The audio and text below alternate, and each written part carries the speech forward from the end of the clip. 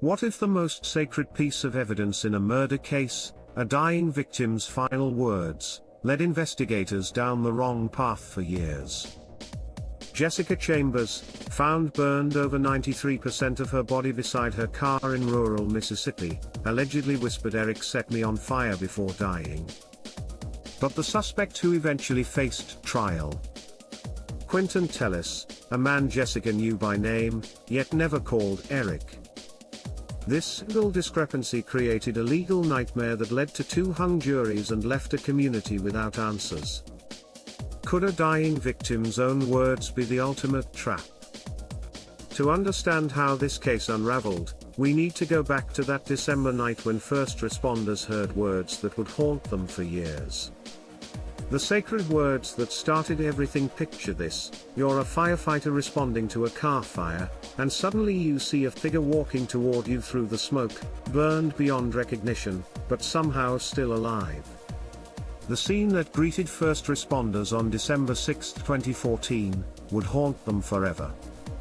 Jessica Chambers, just 19 years old, had suffered burns over 93% of her body. Her car sat smoldering on Heron Road in rural Mississippi. Most victims with injuries this severe would already be dead. But Jessica was conscious, moving, and desperately trying to tell them something. At least 8 first responders testified they heard Jessica speak a name that sounded like Eric or Derek. Fire Chief Cole Haley believed he heard Eric clearly enough to trust what she was saying, while paramedic Jason Booth thought it sounded more like Derek. Everyone agreed on one crucial point: Jessica was naming her killer. These weren't random sounds or confused mumbling. She was identifying the person who had just destroyed her life. In law, such dying declarations carry special weight. Courts recognize that people facing death have no reason to lie. Jessica's words would become the foundation of everything that followed. But what if those words, uttered through fire and smoke, were distorted beyond recognition? Here's where things get really interesting. Medical experts later revealed that severe burns to the throat and mouth, combined with smoke inhalation, can drastically affect speech clarity. Jessica had inhaled superheated air that damaged her vocal cords, throat, and lungs. Her lips and tongue were burned. The tissues swell immediately, and smoke inhalation causes additional damage to the vocal cords and breathing passages. Even if Jessica's mind was clear and she knew exactly what she wanted to say, her body might not have been able to produce the sounds correctly. The prosecution would later argue that she might have been attempting to say Tellis, the last name of the man who would eventually be charged with her murder. Quentin Tellis was someone Jessica knew by name. If she was trying to identify him, her burned throat and damaged mouth could have turned Tellis into something that sounded like Eric or Derek to the first responders. Consider this alternative scenario: Jessica, fighting for her life with 93% burns, tries to say Tellis, but her injuries make the word come out garbled.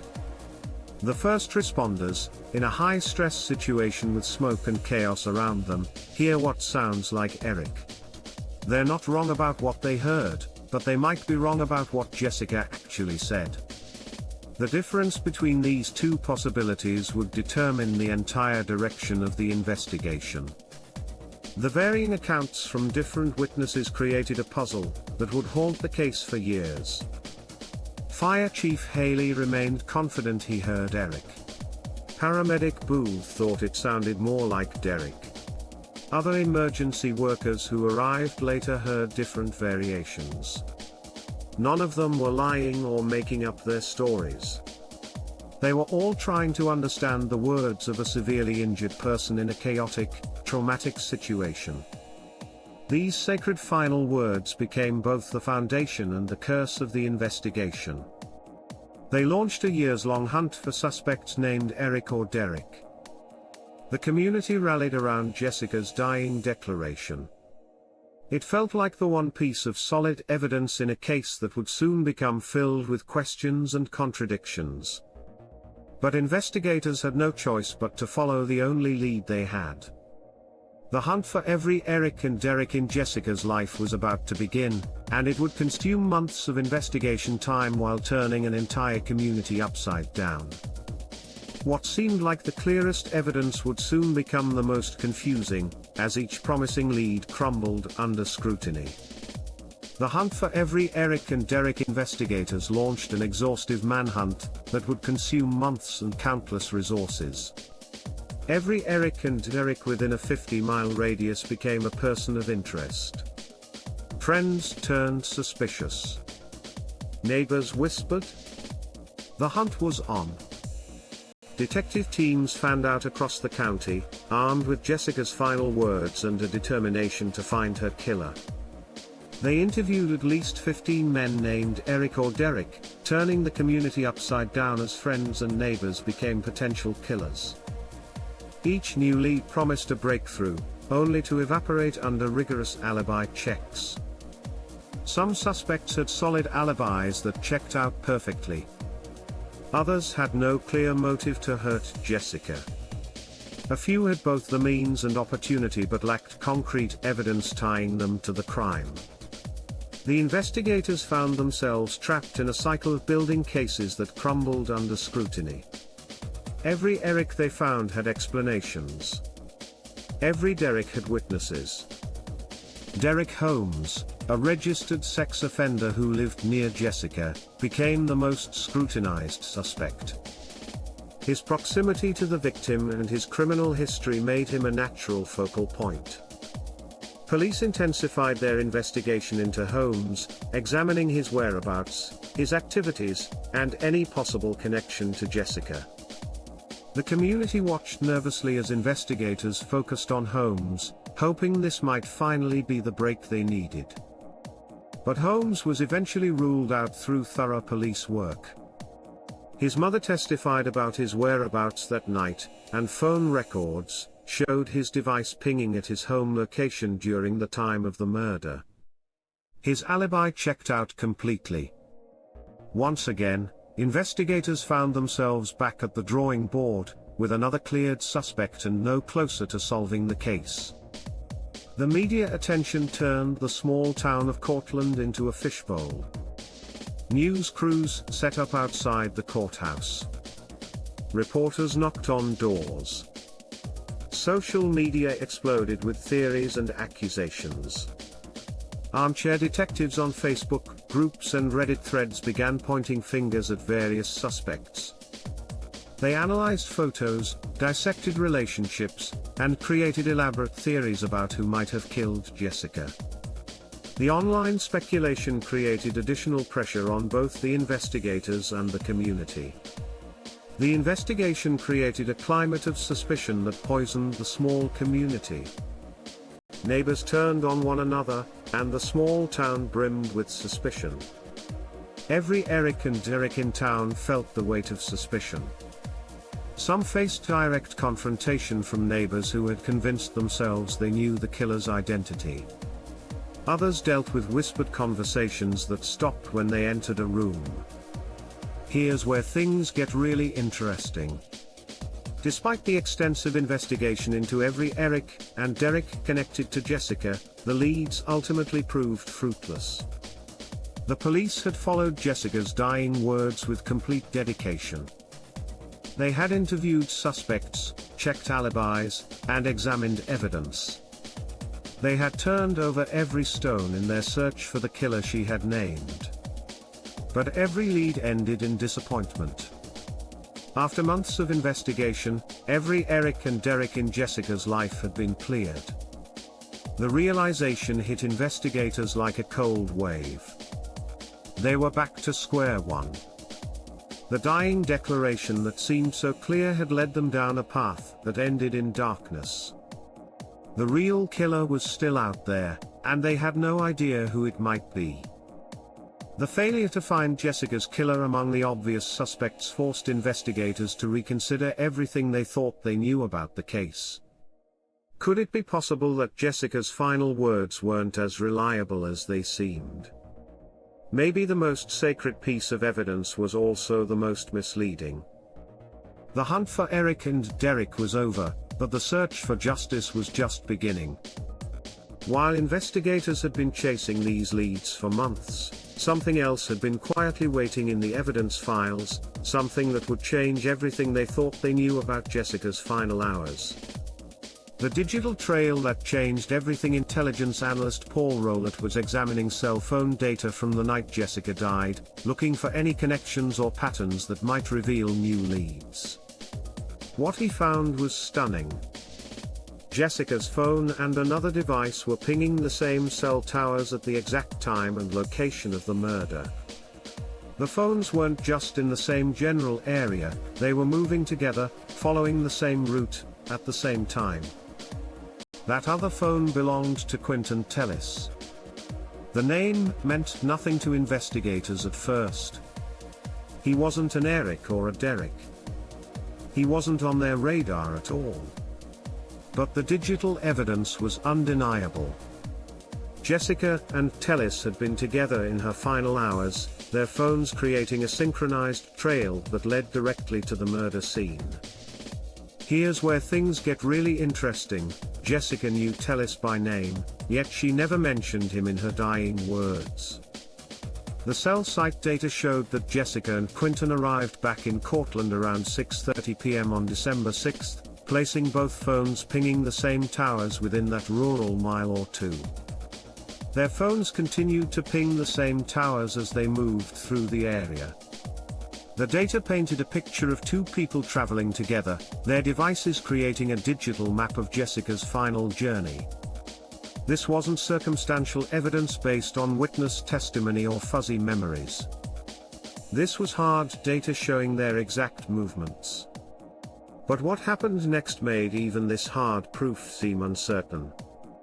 Tellis had deleted all text messages and call logs between himself and Jessica immediately after her death. Not just some of them, all of them. When investigators asked why, Tellis later called it distasteful, but prosecutors saw this action as deeply suspicious. The timing of the deletion raised serious questions about Tellis's motives, and his knowledge of Jessica's death. Now, consider this alternative explanation for what really happened that night. Instead of some mysterious Eric or Derek attacking Jessica, maybe she was with someone she trusted completely. Someone whose name she knew perfectly well. Someone who had no reason to be on the investigators' radar because he wasn't named Eric or Derek. The digital trail suggested that Quinton Tellis was the last person to see Jessica alive. The defense would later challenge this digital evidence in court. They argued that cell phone pings in rural Mississippi could be inaccurate by up to 20 square miles, making the evidence unreliable for pinpointing exact locations. Experts testified that rural towers can cover up to 10 to 20 square miles, creating doubt about whether the phones were actually together or just in the same general vicinity. Even this broad overlap, however, showed synchronized movement that investigators couldn't ignore. But what if the defense arguments missed the bigger picture? Even if the cell phone data wasn't precise enough to place Jessica and Tellis in the same car, it was accurate enough to show they were in the same area at the same time. Combined with the deleted messages and Tellis's suspicious behavior, the digital evidence created a compelling narrative that investigators couldn't ignore. The technological revelation shifted the entire investigation away from Eric and Derek toward Quinton Tellis. But it also deepened the mystery surrounding Jessica's final words. If she was with Tellis when she died, if she knew his name, if she trusted him enough to be alone with him, why didn't she say Tellis instead of Eric? The digital evidence painted a compelling picture of Tellis as the last person with Jessica, but it raised a haunting question that would follow the case through 2 trials and beyond. This digital trail would become a center of fierce legal battles over reliability. But the cell phone data wasn't the only technology that would capture Jessica's final hours. Other electronic eyes had been watching that December night, recording moments that would prove just as crucial to understanding what really happened. The gas station video that revealed hidden secret security cameras at the gas station on Highway 51 captured Jessica's final public moments, creating a timeline that would become central to the prosecution's case. The surveillance footage showed Jessica Chambers just 90 minutes before she was found burning, seemingly normal and unaware of her approaching fate. The timestamp revealed something investigators found significant. Jessica arrived and did something she rarely did. She purchased $14 worth of gas instead of her usual $5. Video shows Chambers placed $14 in gas, nearly 3 times her usual $5, and told the clerk, "I'm going somewhere." Those words would echo through the investigation as investigators wondered where exactly Jessica planned to go that night. But what if Jessica's plans weren't her own? The video captured something that made investigators take notice. Jessica walked toward the store before suddenly being called away by someone just outside the camera's view.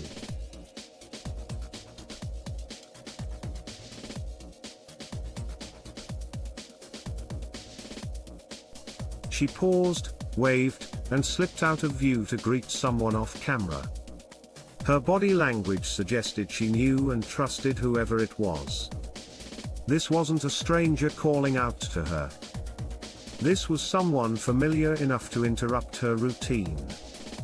Jessica walked over to talk to this unseen person, moving out of the camera's range. The interaction lasted several minutes. When she returned to her car, she appeared calm and normal. Nothing in her demeanor suggested fear or distress. She completed her transaction and prepared to leave. Jessica was meeting someone she trusted completely, someone who had convinced her to buy extra gas for a trip she hadn't planned to take. Here's where things get really interesting. Minutes after Jessica left the frame, a man in a striped shirt appeared on camera. He moved with purpose, filling what looked like a gas can before walking off in the same direction Jessica had gone. The timing was impossible to ignore. The burning happened less than a mile from this gas station, and investigators believed this footage captured the moments before Jessica's murder. The man with the gas can became a focal point of the investigation. The prosecution suggested this figure was Quinton Tellis, using the video to support their timeline of events. They argued that Tellis had called Jessica over during her gas station visit, convinced her to buy extra fuel, and then filled his own container before following her to the murder scene. The video seemed to support their theory about how Jessica ended up with her killer. Investigators later cleared the man filling the can, but the image still spoke volumes. The camera angle and image quality made positive identification difficult.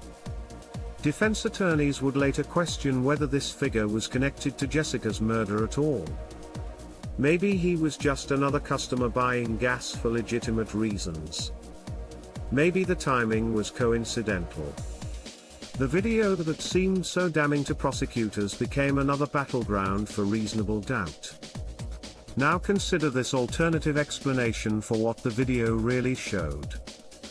Jessica arrives at the gas station for her usual routine. Someone she knows calls out to her. She trusts this person enough to walk over and have a conversation. They convince her to buy extra gas for some reason. The sequence of events suggests planning and familiarity, not a random encounter. In that final footage, Chambers looked calm, unaware that safety had just slipped away. The surveillance footage provided a chilling glimpse into Jessica's final moments. She appeared relaxed and normal, completely unaware that death was approaching. The video captured her last public appearance, her final interaction with a stranger who would remember her, and possibly her final moments of safety. The gas station video joined the growing pile of evidence that looked compelling but fell short of certainty. Each piece seemed to support the prosecution's case against Tellis, but each piece also left room for doubt. The video that should have provided clarity instead added to the confusion surrounding Jessica's final hours. But investigators were about to discover that Quinton Tellis wasn't just connected to one unsolved murder. Another brutal crime hundreds of miles away would either confirm their suspicions about him or raise even more disturbing questions about the pattern they thought they were seeing. The Louisiana connection that sealed his fate 7 months after Jessica's death, a horrific crime in Monroe, Louisiana, would create an unexpected connection that changed everything. The victim was Maine Chen Xiao, a 34-year-old graduate student at the University of Louisiana. She had come to America to pursue her dreams of higher education. Instead, she became the victim of a nightmare that would haunt 2 separate murder investigations. Xiao was found in her apartment, tortured and stabbed over 30 times. The brutality of the attack shocked investigators. This wasn't a quick murder or a crime of passion. Someone had spent considerable time torturing this young woman before killing her. The scene suggested that her attacker had forced her to reveal information before ending her life in the most violent way possible. The crime seemed completely unrelated to Jessica's murder until investigators discovered that Quinton Tellis was a suspect in both cases. The connection wasn't immediately obvious. Louisiana and Mississippi. Fire and stabbing. Different victims, different methods, different locations. But the same name kept appearing in both investigations. Was this a brutal coincidence, or evidence of a serial killer roaming state lines? After Xiao's death, her cards were used, and CCTV and phone data pointed to Tellis. Cell phone and ATM records tied Tellis to both scenes. Prosecutors saw a chilling pattern. The evidence against Tellis in the Louisiana case was eerily similar to what investigators had found in Jessica's murder. Cell phone data placed Tellis at the scene of Xiao's murder, just as it had with Jessica's case. The digital footprints were undeniable. The prosecution believed they had found their smoking gun. 2 brutal murders, similar evidence patterns, similar methods of placing Tellis at the scene. The Louisiana connection was supposed to strengthen their case against Tellis by showing a pattern of violent behavior. Legal experts suggested that evidence of similar crimes could help establish motive and method. The prosecution hoped that jurors would see the pattern and conclude that Tellis was capable of murdering Jessica. However, the Louisiana case proved more complicated than prosecutors expected.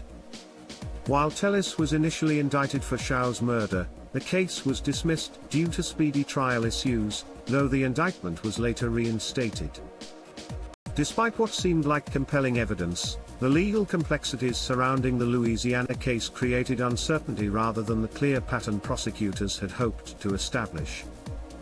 Now, consider this alternative explanation for what really happened.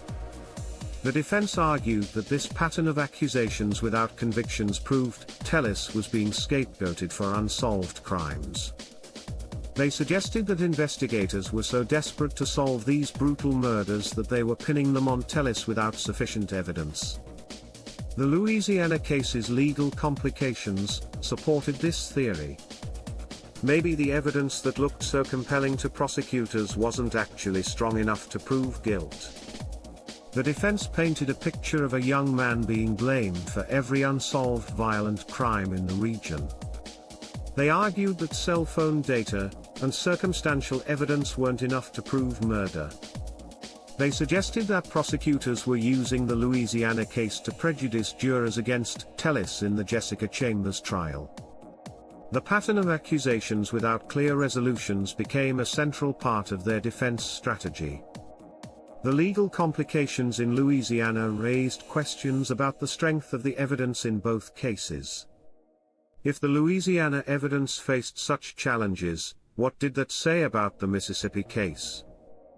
2 brutal murders, similar evidence patterns, but no clear convictions. The justice system seemed trapped in a cycle of compelling suspicions and insufficient proof.